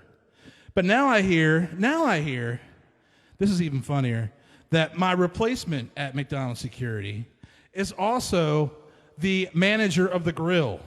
So they got him working double time, double duty for half the money. So you know that dude is getting messed up in what he's doing. You know he's getting messed up between the grill and policing vagrants. You know he's getting it all mixed up, calling the cops on the food and trying to box up the thugs into a Happy Meal. All right, look, I won't bore you anymore. You want the headliner? You got the headliner. His name is Ray Ubula, and he is here to make you guys laugh straight into the apocalypse. Everybody, Ray Ubula, come on up here. Come on, make some noise. Let's go. Make some noise. Now, just the Facebook people.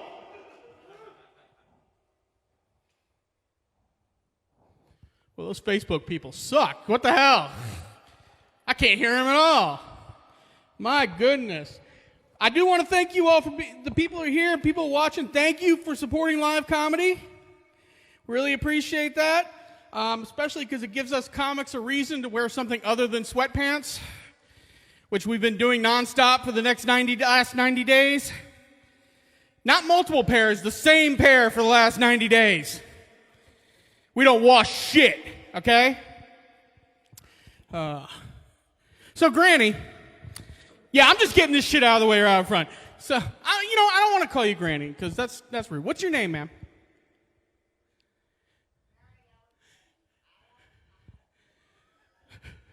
I told you, I'm getting this shit out of the way in the front, okay? So, your name is Mary? Mary, I want to thank you for coming out today. Give it up for Mary.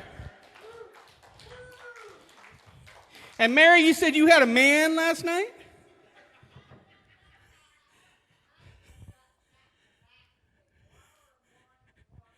Wow, this story just took a drastic turn. I just want to know if you had a man last night. I just want to know what time Corey Bush left your house. That's all I want to know. Okay? 10 o'clock. Mary, I want you to know, I don't believe for a second you licked his butthole. I don't believe for a second. You are too classy of a woman. You make him lick your butthole. That's how it works. That's what a real man would do. Son of a bitch, Corey Bush.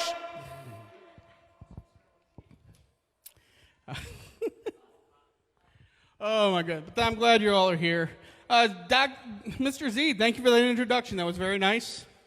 No, I say that because recently I got introduced at a show, and this is exactly what the guy said. He goes, coming to the stage, he's a comedian, and he's really hungry. Ray Ubala! I'm like, I'd have been pissed if he wasn't right. I mean, I was starving. I was hungry as shit, man. God. But, you know, I love coming to West Virginia, though. It really is. It's one of my favorite places to come perform. The audiences are always a lot of fun. I do have a question, though. Why do all the towns hate each other? Because I'll tell jokes about times I played at other places, other cities, other towns in West Virginia. And when I do that, the audience always says, oh, those fucking rednecks. Jesus Christ. Like, well, every time. Like, there's someone walking down the street here in Kaiser right now is going, fuck you, Beckley Springs. Just talking shit, man. You know, I'll tell you, recently I did a show in Charleston, the capital. Charleston, is that pronounced? And it was at a place called the Blue Parrot. And, you know, obviously there's a stereotype of West Virginia. We all know it is. You know, there's a lot of brother, sister, and father, daughter, and all that crap going on, right? I didn't tell a joke about that. I just kind of mentioned it. And when I did, this hillbilly guy stood up, really angry. He goes, hey, Mr. Funny Man, that's some bullshit right there. Because I have you know that back in the day, they passed a law that says if you want to marry that girl, you got to bring her to the courthouse. You got to prove that she ain't your kid. Yeah, I want no beer, bitch. And you got to make sure that she ain't your kid. And if you don't prove that, then they don't let you get married. So your joke is bullshit. Fuck you. Yeah. Then he got in his limo and went back to the governor's mansion. He has a state to run. You guys, you know, I've been doing that joke for a while, and I just heard the governor of West Virginia give a speech, and that impression is dead on. Oh, my God. Have you heard that guy? Wow, man. That was right there. That was right there. I'm sad, you know, that we haven't been able to do much stand-up lately because, you know, some really good stuff was happening for me. You know, I got to do my first college gig. Yeah, I played Frostburg State University. And let me tell you something. For anybody watching or anybody here that has a company and you're maybe do some hiring or planning on doing some hiring, please, if you get a resume from Frostburg State, please throw that thing in the trash. Because, oh my God, there's no education going on there.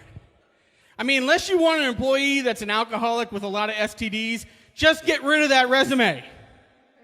Okay? Oh my God, it was crazy. I got flashed by 3 women there. And they were professors. I asked one frat guy, I was like, dude, you like going to school here? And he goes, I haven't been to class in 2 years. I'm pre-med. Oh, man. But no more. Haven't been able to do any colleges. Haven't been able to do much of anything. You know, with what's going on with the pandemic. Anybody here with kids? Yeah? How old are your kids, Tate? Okay, so you have a 16-year-old. Yeah. Your 16-year-old play sports or anything like that? What does he play? Oh, color, okay. Piece of advice? Take her out of color guard and teach her how to fight to the death. because we are this close to a Hunger Games society, all right? And you really don't want her going out like that little bitch PETA, okay? Painted like a rock. You don't want that. You want her to survive when she's selected as tribute. I got a confession. I did not take this pandemic seriously in the beginning. I was like a lot of people. I thought, you know what, they're making a big deal out of nothing. It's just the flu. You know, it's like SARS. It's just going to pass. That was until I found out that ISIS had shut down operations because of the coronavirus. Yeah, ISIS, that terrorist organization. These are people that have bombed villages and killed women and children, but getting people sick, that's where ISIS draws the line. Okay? That's where they do it. They don't want to get their suicide bomber sick. But at least they did something, which is more than you can say for most. Like, the state of Ohio came under fire. Make sure you get my good side, Scott. Okay? That's a joke, Scott. Yeah. When you're as fat as me, you don't have sides. You just have surface area. There you go. But so Ohio banned large gatherings, but they didn't apply it to churches. So there was this church in southern Ohio that was still having these large congregation, large masses with like 100, 200 people packed into this church. So one of the local newscasts found out. They sent a reporter there, and they stopped this woman pulling out of the church in her minivan. And the reporter, he's dressed in full hazmat gear, and he's got a 6-foot-long mic. He looks like they just found E.T. in her basement. That's what it looks like. Like, how many Reese's Pieces did you give him? And he asked her, he goes, aren't you worried about giving the coronavirus or giving it to somebody else or getting it yourself? And this was her exact quote. She went, no, because I am covered in the blood of Jesus Christ. And I heard that and thought, oh my gosh, I really hope she's speaking metaphorically. Like, I would hate to think they have some Puerto Rican guy chained in the basement and they're just draining him of his blood and spritzing on each other. And he's like, my name is pronounced Jesus. And they're like, shut up, Jesus. Oh, fuck. People in this town have a guy named Jesus chained in a basement of a church, don't you? That may have cut too close to home. I'm not sure. Well, then the rest of my religious material is not going to go over. I don't know. But that's the kind of shit you think of when you're trapped in your house for 90 days. Yeah. Like, here's one. How come no one's ever seen a fat ghost? Yeah. No one's ever seen a fat ghost. Is it that they don't exist? Or are they too lazy to hunt shit? Maybe you got to go to a specific place. You got to go like an Arby's next to a cemetery. You know, someplace where they can scare people and be around the food they love so much. It's like, boo, curly fries.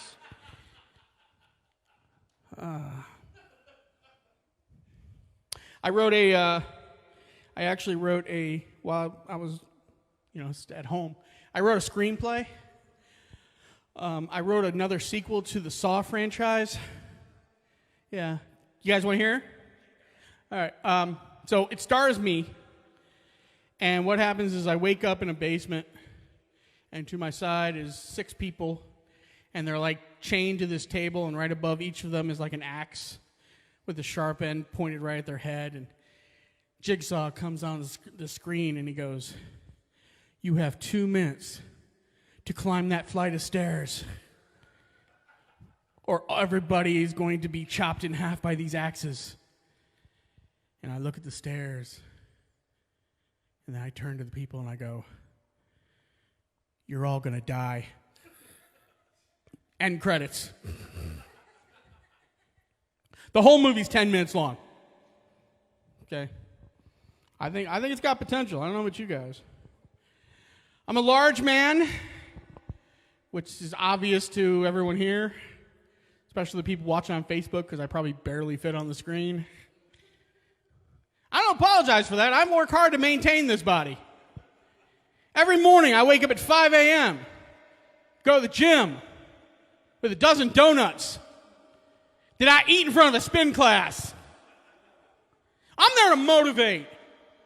I want the women in that class to know that if they do not work hard, I will be their last resort. Yeah, so pedal faster, ladies. I hate fake fat people. Yeah, you know those fake fat people? They're like, oh, I'm so overweight, and they're like 20 pounds over. You know, you're not fat, you're just married, okay? Big difference. Okay? If you want to know if you're fat, there's only one way to do it. Go to the amusement park.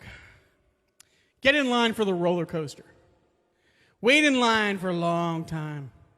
And when you get to the front, if the guy running the ride looks at you and goes, nah, brah, you're fat, okay? That's how that works. Start saving up for that rascal scooter.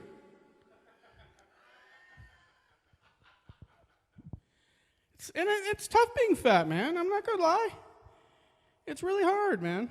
Like, you can't just go to the doctors. Because every time you go to the doctor, all they want to talk about is how fat you are, no matter what. I went to the doctor just a few months ago. He's like, Ray, this is ridiculous. You're so overweight.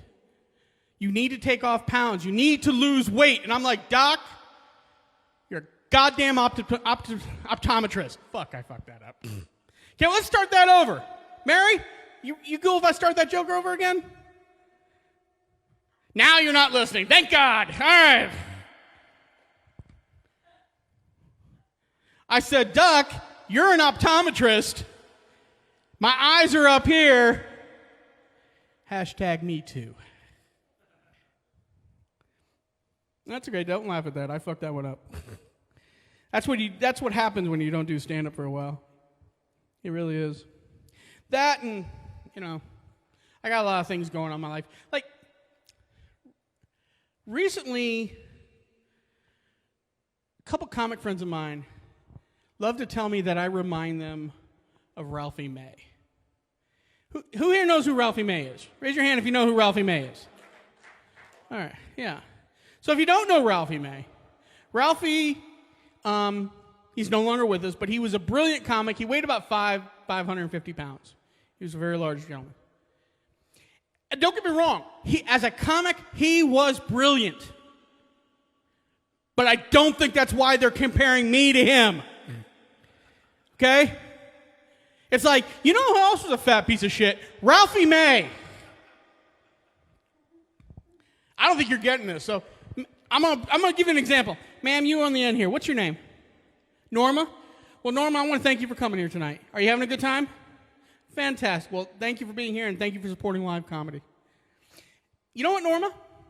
You know who you remind me of? Ralphie May. You're welcome. That was a pretty sadistic laugh there, Norma. I'm just a little scared now. But you know what? That happens to me all the time. Like, I've been compared to Ralphie May. I've been compared to Chris Farley. And I've been compared to John Candy. And people will come up to me and they'll tell me that. And to each of them, I always say the same thing. I'm like, please stop comparing me to dead people. That is not helping my confidence at all. There's plenty of living fat people you can compare me to.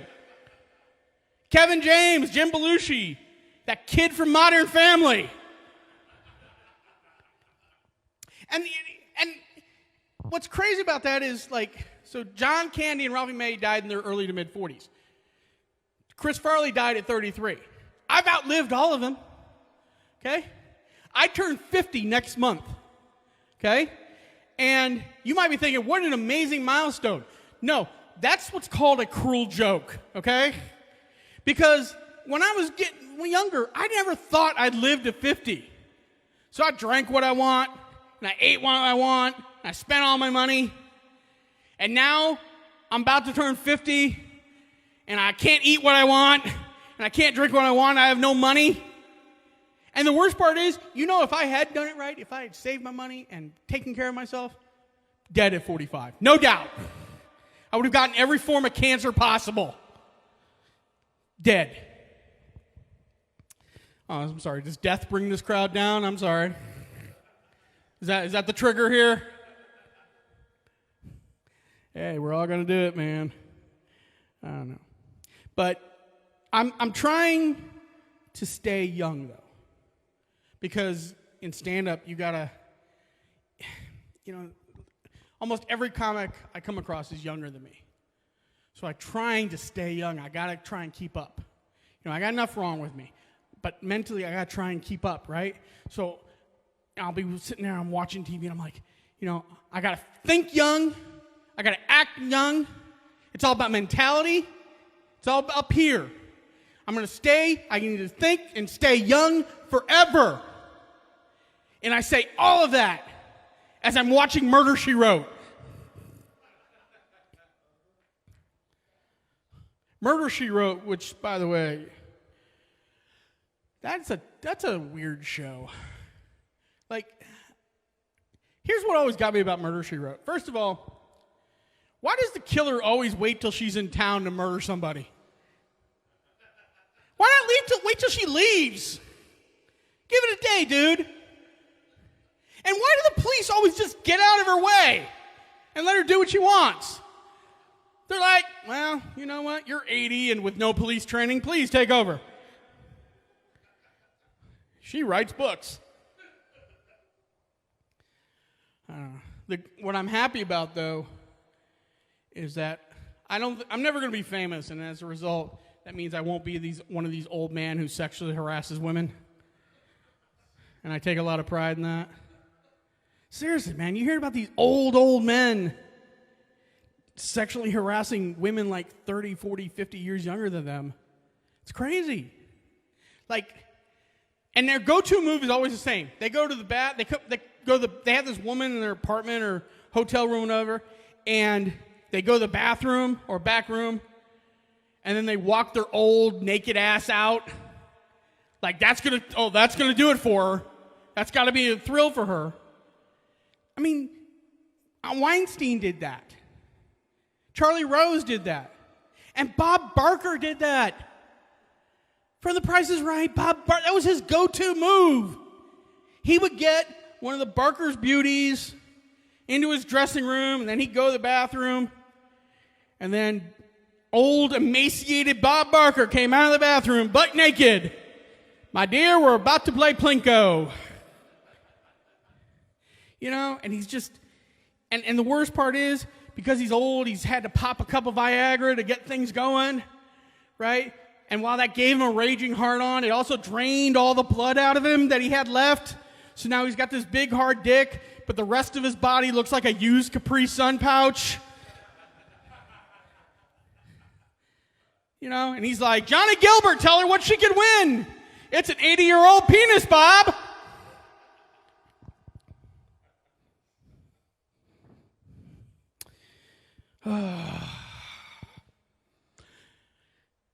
A friend of mine recently posted this question on Facebook. He said, is it realistic to think that Batman cannot defeat Thanos?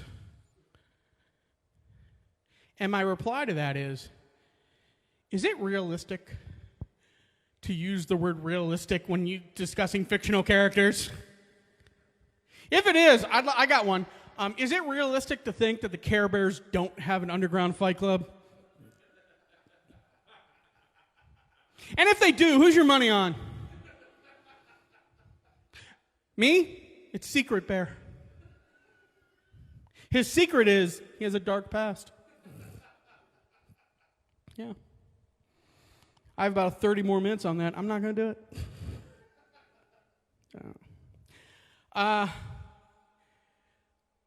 While this pandemic's been going on, I finally got a chance to watch the Joker movie. And that was hard to watch, especially as a comic, because let's face it, any one of us could go that route at a moment's notice, okay? I mean, let's be real. And I was trying to think, what would it take to set me off?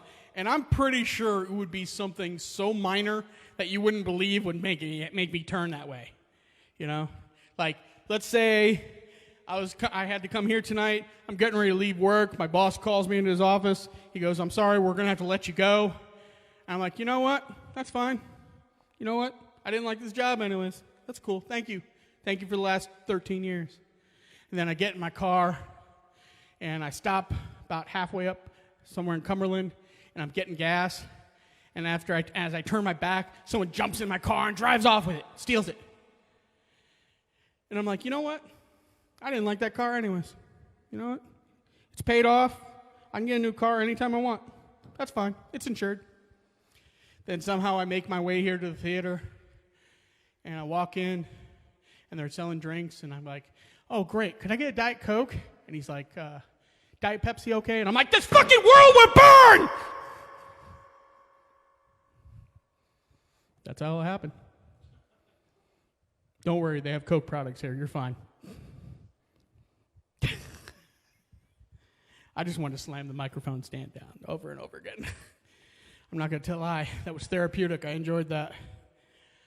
But it's hard being a comic. It really is. Any one of these guys will tell you. I get asked a lot what it's like being a comic. And I could sum up being a comic in this one story. The first time I ever performed was a place called Fire Station 1 in Silver Spring, Maryland. It was a show being produced by a guy named Alex. Now, I didn't go there to perform. I went there to support a friend. So I get to the front door. Alex is working the door, and he goes, are you here for the show? I say, yeah. He goes, that'll be $10. I handed him a 20, and he goes, I don't have change yet. Can I get back to you later? I'm like, yeah, no problem. So we're talking a little bit, and he goes, are you a comic? I said, well, no, I'm trying to be, but I'm not here to perform, and I haven't performed yet. He goes, great, you're on third. That's how I got my first start, right?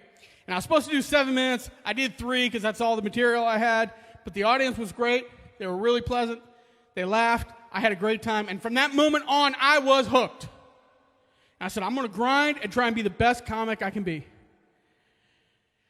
And I hit every room, every open mic, every show I could. 12 months later, to the day, I was back at Fire Station 1 on a show that Alex was producing, except this time I was headlining. And I'm like, wow, look how far I've already come in a year. And since that time, I have traveled. I've headlined other shows. I've featured. I've hosted. I've done all these things much further than I initially thought I could go. And yet, to this day, I still haven't gotten my change back from Alex. That's what it's like being a comic. Okay? But then there are those moments that make it all worthwhile.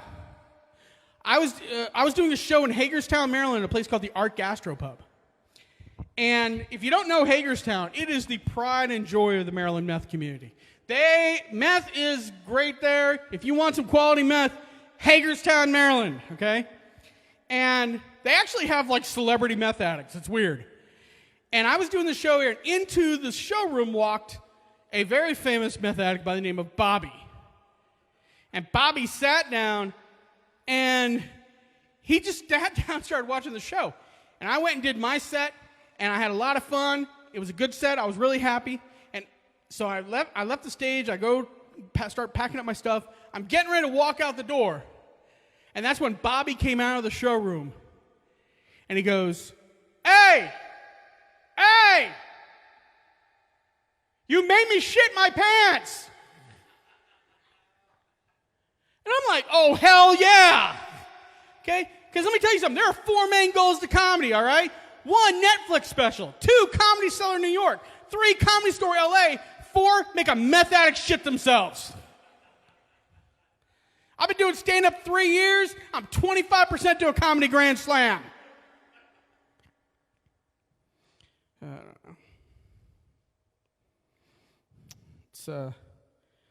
It's crazy. I'll tell you this about stand-up. I'll leave you with this. That to be a comedian, you have to be truthful and honest.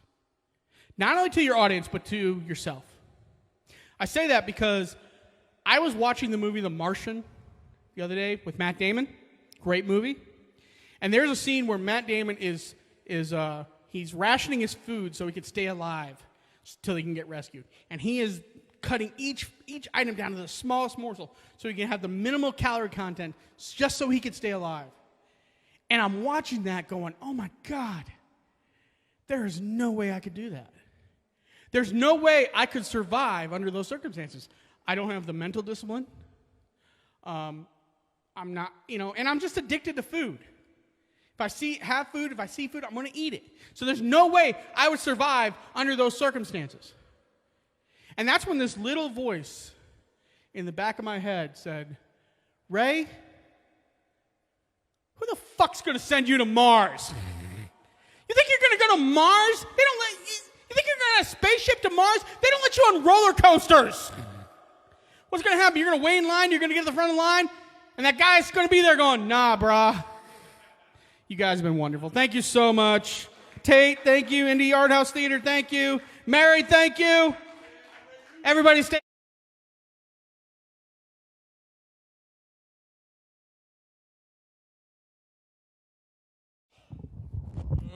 All right, everybody. One more big round of applause as we close this out. All right. We'll hear it here for our good buddy Ray and Anthony and Danny and Corey. Our host, Mr. Z, giving himself a big thumbs down. Yeah, let's hear it. All right. Well, thanks so much. I know we all can't wait to get back to doing these shows regularly and filling the house. But seriously, thanks to all you guys that just showed up and hung in there, watched it, and supported us. We really appreciate it. And thanks to Steve. Thanks to Scott. Can't wait to hear that mermaid fucking song again. We'll see you guys next time.